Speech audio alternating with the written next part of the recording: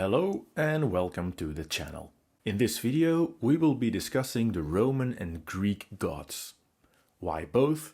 Well, both the Greeks and the Romans worshipped a multitude of gods, each with their own domain, meaning and symbols. There was little difference between Greek and Roman gods except for the names, so be sure to keep watching to learn more about them. Feel free to click the like button and subscribe to the channel. The number of likes these videos get are an indicator for me to see whether I should create more videos about this subject. If you would like to see more mythological content, you know what to do. According to Greek, and consequently Roman mythology, the gods resided on Mount Olympus, both a real place in Greece as a mysterious place high above the world where they exerted their power and influence over mortals. And mortals, that would be us. Many gods lived there in what was called the pantheon, which simply means all gods. In this video we will discuss the most important ones. Jupiter, or Zeus in Greek, was the king of the gods, the ruler of the sky and of lightning. His symbols were the lightning bolt and the eagle. As the brother to Neptune and Pluto, he was a central figure and simply the most important god in the classical pantheon. Neptune, or Poseidon in Greek, ruled over the seas and oceans. His symbols were the trident and the horse. As Jupiter and Pluto's brother, he played a crucial role in controlling the elements. Pluto, or Hades in Greek, was the ruler of the underworld, the realm of the dead. As the third brother, that was his domain, the realm of the dead, the ruler of all the lost souls. Besides an invisibility helmet, which you can't see here for obvious reasons, he had a very special pet, a three-headed dog named Cerberus, who guarded the passage to the underworld, keeping the living out and keeping the dead in. Juno, or Hera in Greek, was Jupiter's wife and sister. Weird. As such, she was the queen of the gods and the protector of marriage. Her symbols were the scepter, the tiara, and a peacock's feather. As Jupiter's jealous wife, and for good reason, she played a significant role in various myths. Ceres, or Demeter in Greek, was one of Jupiter's other sisters. As the goddess of agriculture and harvest, she had a direct connection to the fertility of the earth. Her symbols were grain and a torch. Mars, or Ares in Greek, was a son of both Jupiter and Juno.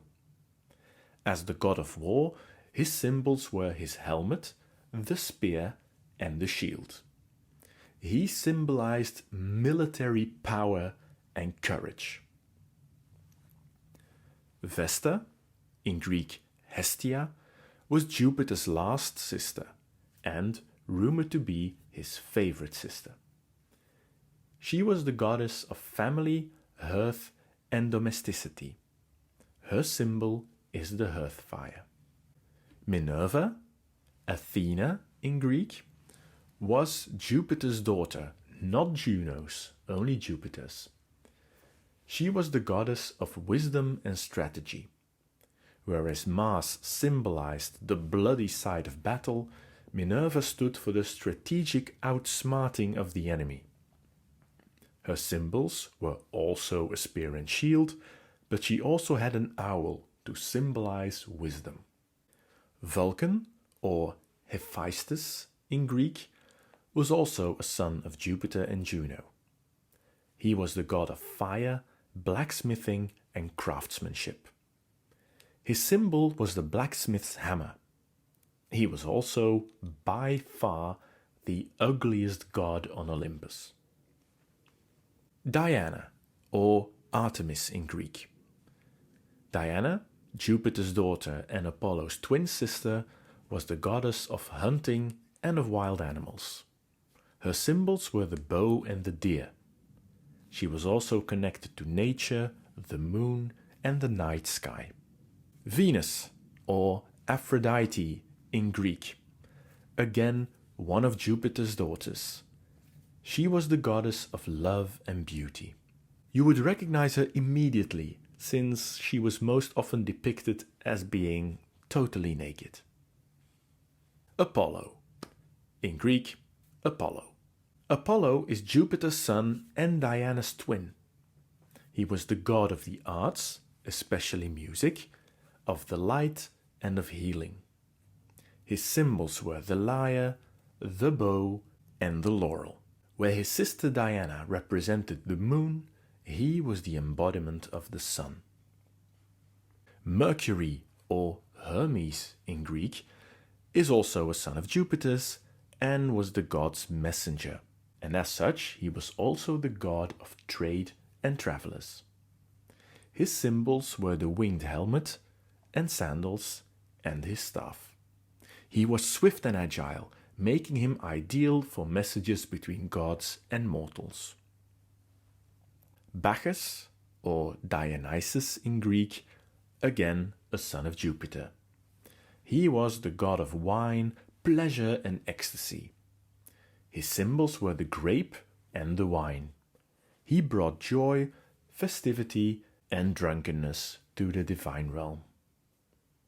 With so many gods on the same mountain, it didn't take long for a bit of gossip to break out here and there.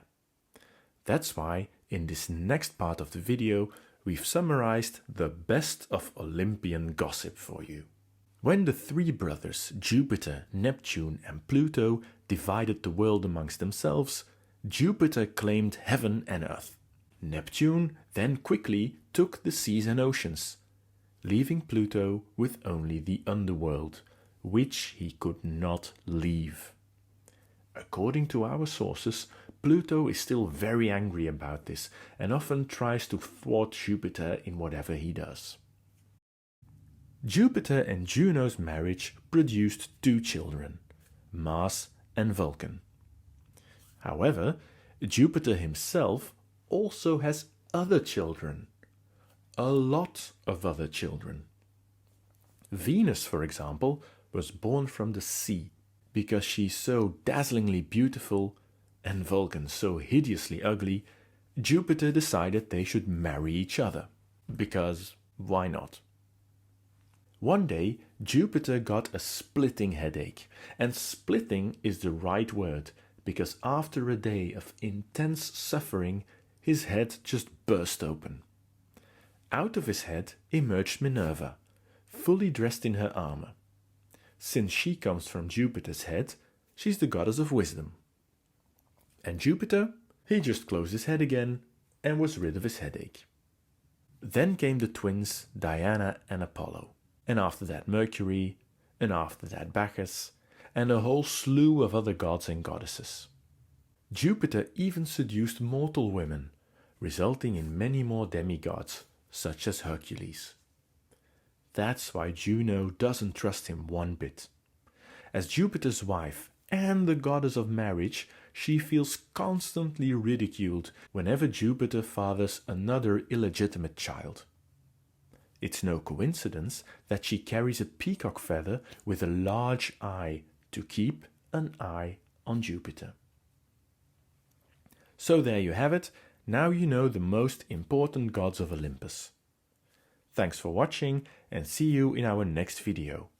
Don't forget to like, share and subscribe if you would like to see some more mythological content.